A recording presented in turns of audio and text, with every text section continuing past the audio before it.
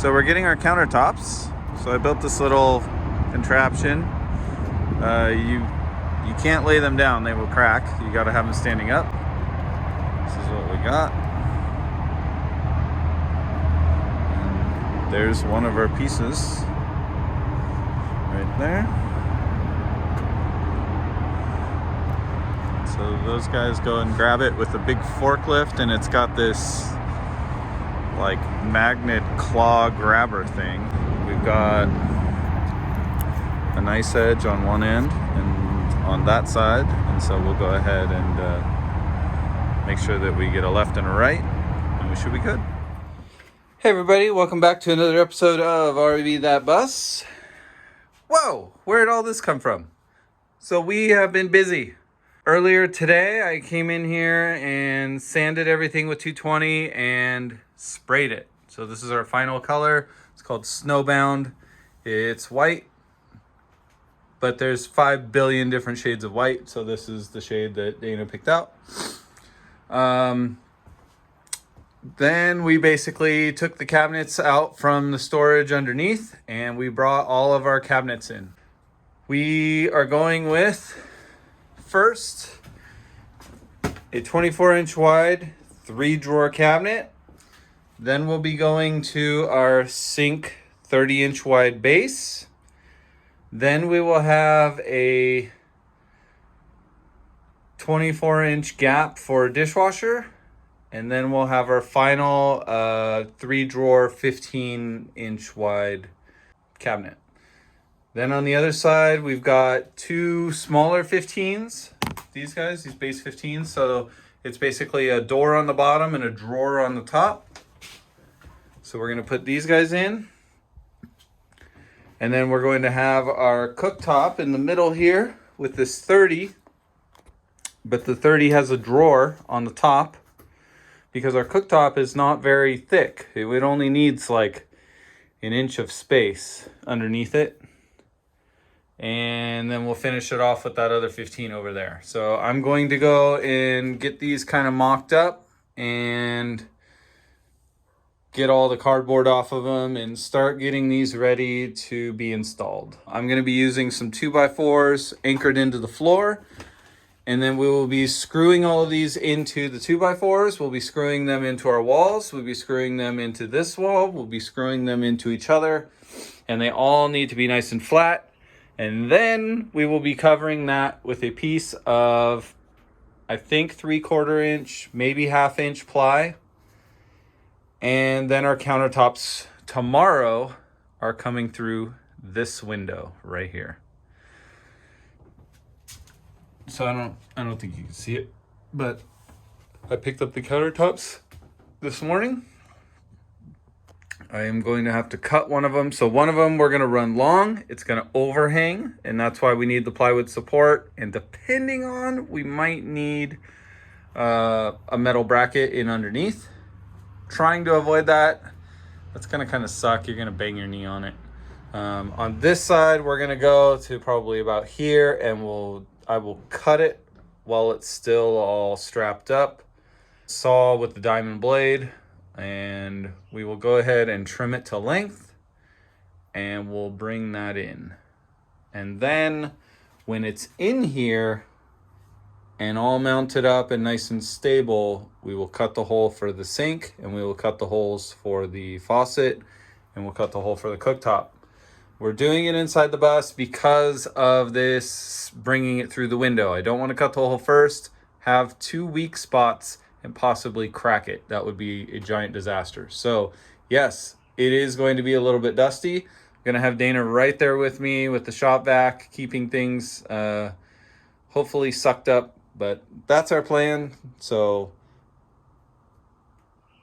yeah, I'm off to work. All right, so what we're doing is we've marked out roughly where the cabinets are going to go. We've got some blocks here that I'll be putting in the middle.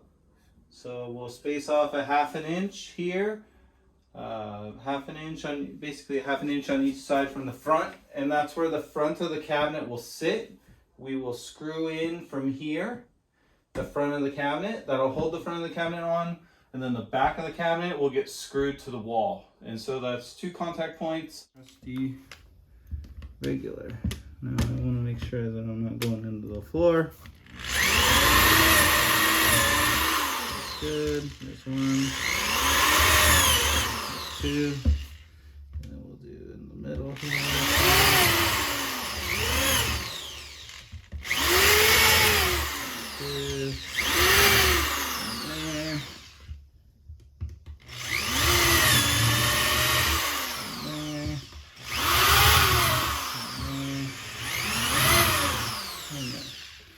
Alright.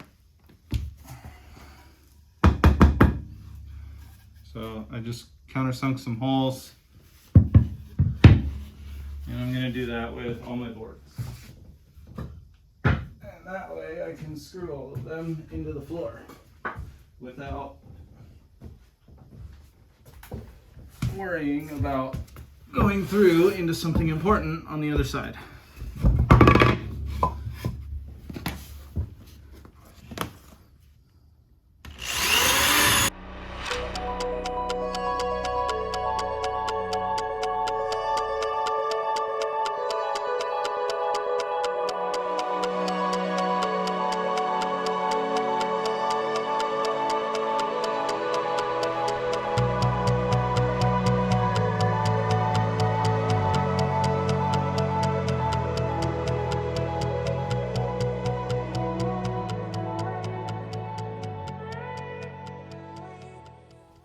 Okay, so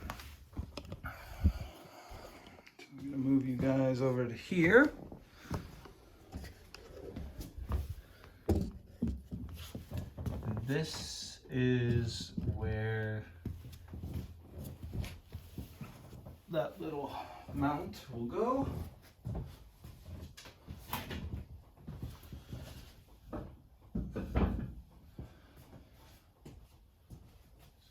Make sure I got the right one. So that looks right. And then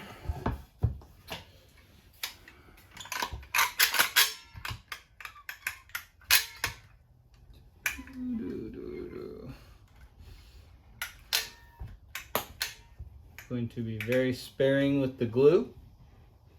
Sarcasm.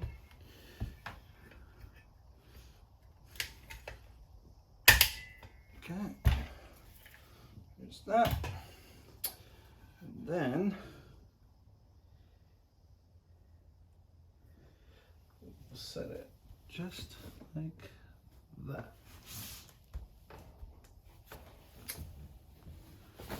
Now, I could just zip some drywall screws right through all of this, but I'm worried about our floor. Our floor is not going to like screws going through it. So I'm going to just quickly drill some holes through that, because I don't need the screws to hold the floor. I want the screws to hold the mount. All right. So I'm just going to put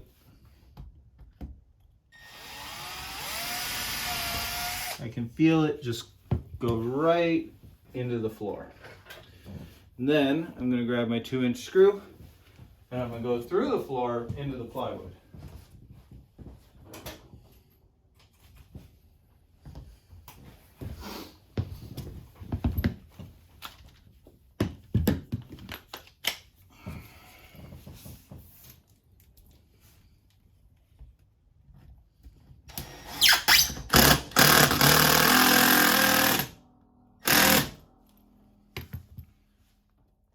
That is nice and secure.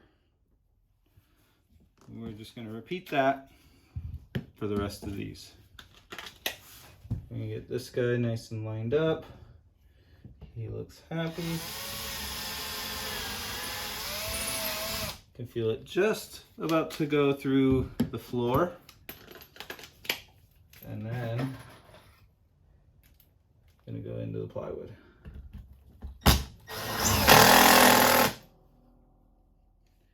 That is nice and tight, and that's what we want. because we are going to be securing our cabinet into this.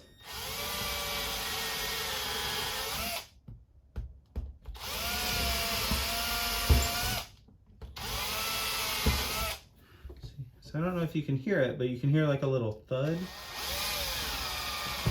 Okay, that's going through the floor. Right there. So that's going through the block, that's the floor. Block, floor. All right.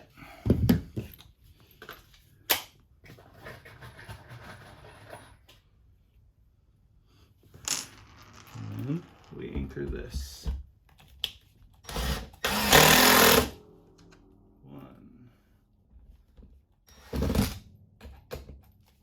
Oh, man. So this is one of the problems that I see with my impact gun. Now I am using Milwaukee tips as well, but we tend to break off the tip. They get brittle after a little bit. Well, I can't say a little bit. We did zing in probably 1,000 screws into this thing. And so that guy goes in the trash. And luckily, I have a box of these. So we got a brand new one. Let's go. Oh, that's getting even better. Just like that.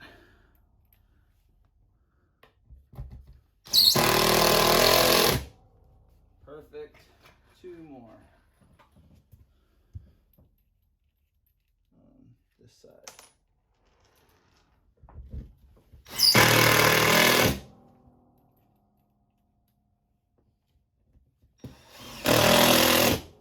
And that ain't going nowhere. So as I mentioned in our previous video, we painted the walls. We've got our cabinets in the bus, and we've got the cooktop area all mounted up. I am not a cabinet installer by any means. I'm not a professional. This is not a how-to video. This is just what I did. We've got one mount here, one mount here, one mount in the corner there. We've got, let me open the cabinet here. We've got, well, you can't see it, but I clamped the two together. They're nice and level. And I put a screw in there. We've got a screw in here and one down there. Same as on the other side. As you can see, we've got a screw there, and we've got one right here in the middle. And that is locking everything together, right? It's locked to the wall. We've also mounted it to these guys down here.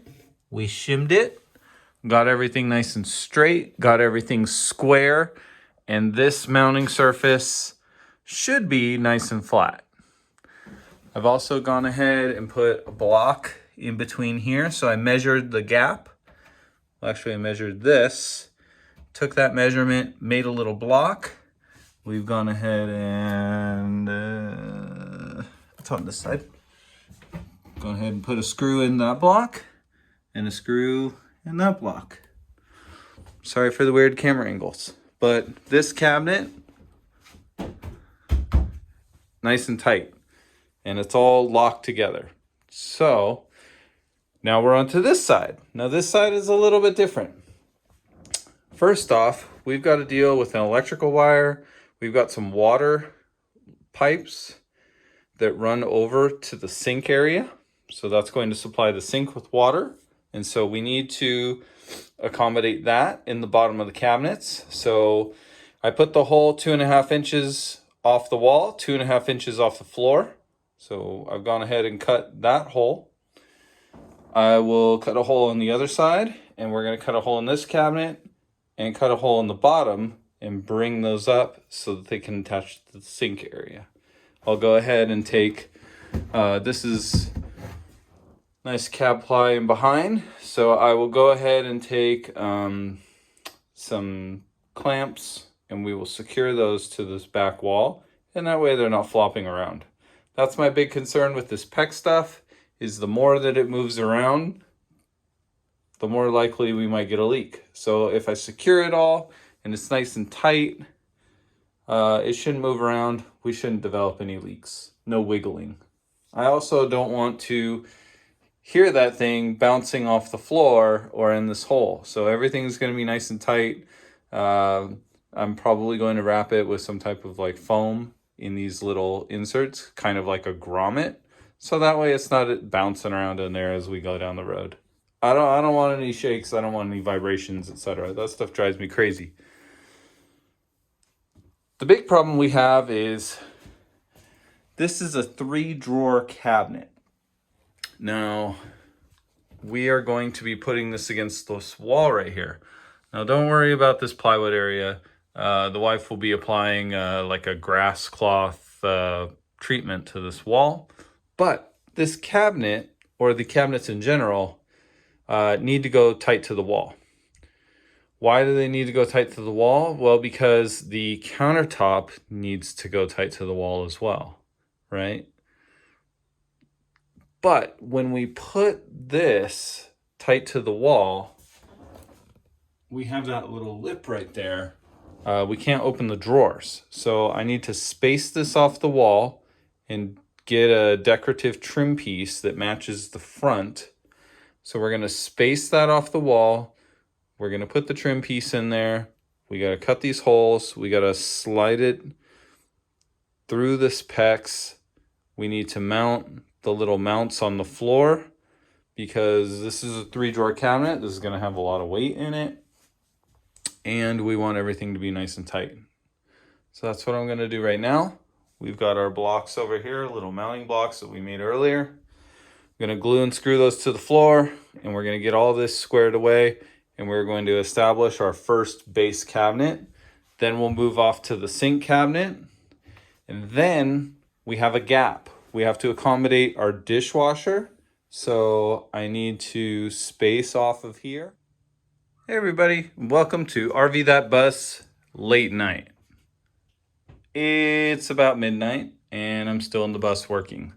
Why? Because we have people coming over tomorrow at 1 o'clock to bring the countertops in. I need to have one of them cut 60 inches to fit this guy, and the other one we're going to leave long and have a slight overhang. As I talked about earlier, I'm not a professional by any means. This is not a how-to on how to do cabinets, not to mention how to do cabinets in a bus, right?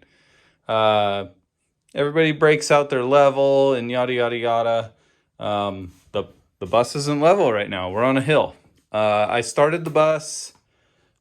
We have an ECAS system, and so the bus kind of auto levels, but that's not exactly very accurate. So using a level it'll get me so far.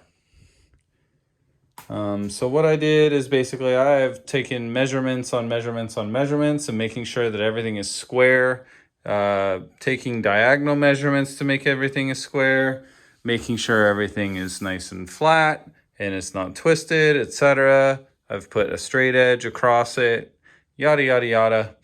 Our cabinets are in. They're mounted into the wall. I use some spacers to space it off the wall because, again, the bus isn't straight. The walls aren't exactly straight either. You'll find that in a kitchen as well. 2x4 walls, they've got bows. Trees don't grow in perfect straight lines. So you have to accommodate for that. So shims, etc. I've put little spacers in here, and we've gone ahead and screwed these cabinets in the back. They're screwed to the wall in multiple places down each beam. Each beam is glued and brad nailed and screwed into a furring strip. The furring strip is secured into a frame post, and so these cabinets hopefully shouldn't be going anywhere. We've also secured them to the floor with, I guess I'll call them cleats, that are glued and screwed into the plywood floor base through the flooring. And yeah, I've clamped these together, made sure that they're nice and straight, and we've gone ahead and secured them in multiple spots. We've got one guy here, we've got one guy here. Now, this is all wood, and so you want to clamp these together, you want to pre-drill these, you want to countersink the heads, and make sure that you do not split your cabinet faces. Bad, bad, bad. This is a drawer as well. There's one up in here. So this cabinet, pretty much done. This guy's nice and secure. We're working on this side tonight. So one of the things that we need to do is we have our water lines that come over for the sink. They also supply the shower. So this is a shower line, and then we're gonna have another set that go down. One of the things that I opted to do is I am running 2 pumps. I don't want somebody to turn on the hot water to the sink and the person in the shower gets blasted with cold water because the sink happens to be closer to the pump, etc. We're running 1 pump for the bathroom, 1 pump for the kitchen. In the case that 1 pump fails, we'll have T's with valves so that we can change the valves, run off of a single pump, and that'll manage to get us working for a while. So we have 2 pumps, we're gonna have 2 water supplies, and so this guy is going to go down into the storage bay, and the sink for the kitchen is going to go down here. And so I've gone ahead and cut the hole. This is 2.5 on 2.5. And if I pull this cabinet off the wall, you can see, let me get an interesting camera angle here. You can see that we've got the wall, the PEX pipes coming from the shower. The next thing is, this is a 3-drawer cabinet. We want to put this cabinet as close to the wall as possible. We also want the countertop to go all the way tight to the wall.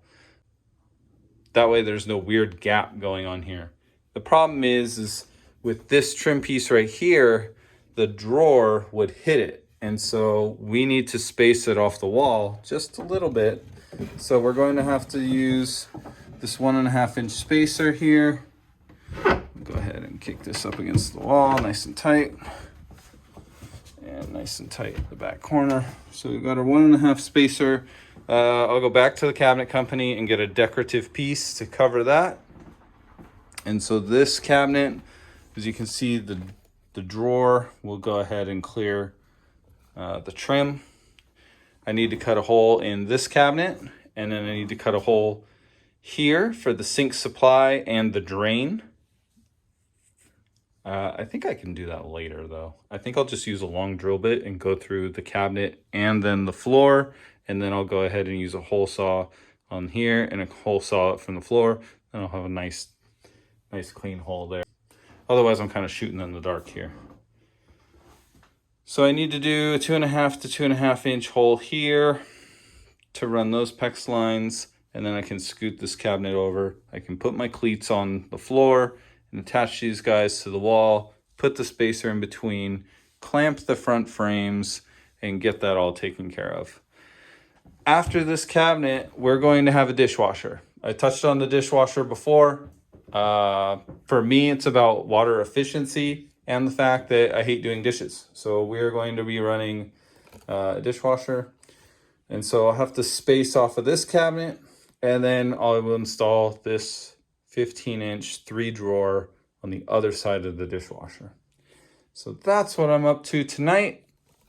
Tomorrow morning, I'll be running to Home Depot, grabbing a 3/4 inch ply to put on the tops, which will help support the counter and ensure that all this is nice and level.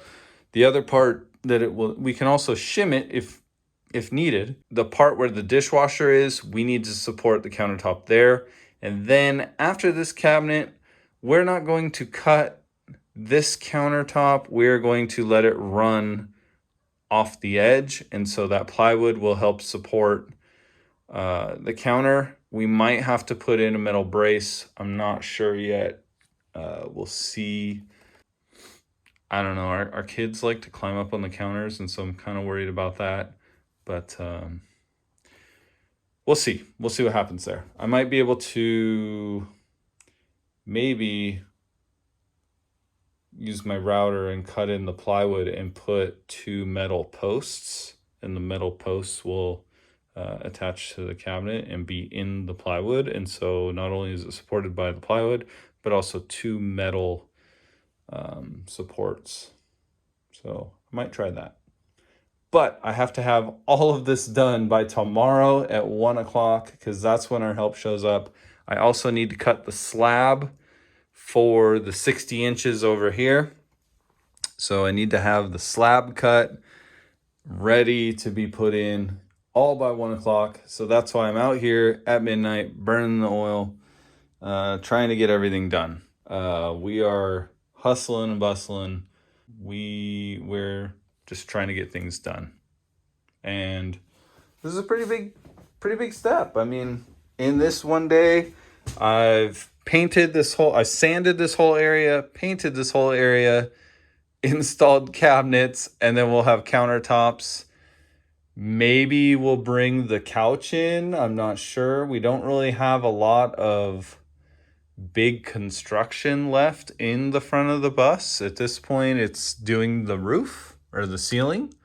We have our air conditioning still to go. The rest of it is in the back of the bus with the rest of the painting and primering. So we might be able to bring in some more stuff. We'll see. So one more thing that we have to take into consideration. Don't mind the overspray. You'll never see it. It'll be underneath the cabinet. These are our shower lines, and this is our drop down point for where this stuff will hook up to the pumps. We're going to have another 2 coming up, and that will feed the sink. I'll also tee off of those and go over to the dishwasher. Now, I only need to tee the hot water line, right? Like the dishwasher doesn't need cold water. It's hot, always hot. So we'll have another 2 going into this hole, and then we'll go ahead and put some spray foam in there and prevent critters and anything like that coming back up through the hole, as well as losing heat, right? Like we don't want to lose heat. So we did that, and I just have some short leads on these right now because they're eventually going to turn. So we've got those, and we need to tuck those through this hole. And then we need to put the cleat down, and then we'll secure our second cabinet. All right, time to go to bed. It's 2 in the morning, and I think I'm ready for tomorrow. Big day. We've got cabinet in.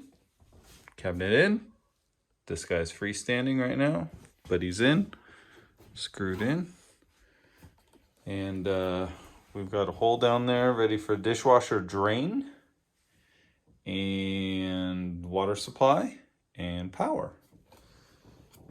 And we've got the drawers in the bunk room for this. I just need to cut a board. Actually, I need to get a decorative board that'll go in there. Not a big deal.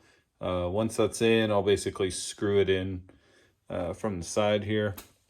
And then we can just apply caulking. But I think Dana's grass cloth will go back in behind here and hide all of that. We've got a spacer here. We've got a shim here just to get everything nice and straight and square. And to top it all off, just for my sanity, I measured from that corner to that corner, and it measures at 50 inches. And from this front corner to that front corner is 50 inches. So everything is straight, everything is square, everything fits. hopefully tomorrow we'll get the plywood tops on, and by 1 o'clock I need to have that piece cut to 60 inches, and this piece will leave long. When I go to Home Depot, I will look into options because 9 feet, a 9-foot slab, it's kind of hard to do one hand. So to the wall, hold on, to the wall is just about 8 feet there. And so 9 will put us 12 inches off of that cabinet. So I think that should be a good amount of leg room. And then we can snug a chair or something under here. We can snug that up when it's not in use. So I think it should work.